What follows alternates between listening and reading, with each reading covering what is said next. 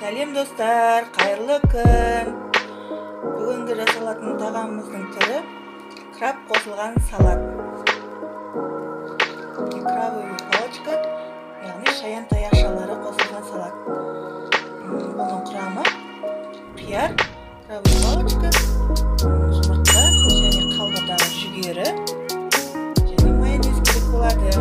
Қазір барлығын жақсылап турап араластыратын боламыз. Негізі күш қосып жасалатын салат.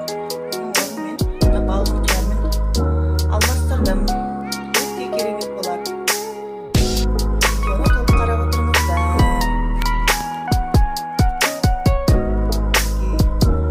Жұмыртқамызды алып бастаймыз.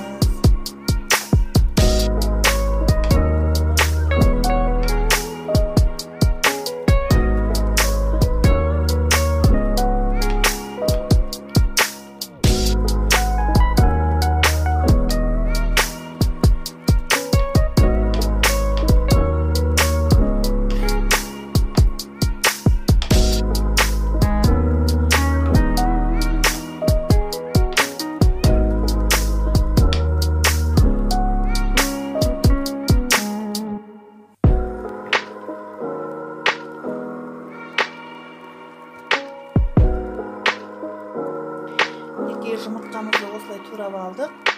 Енді шаян таяқшаларын тураймыз.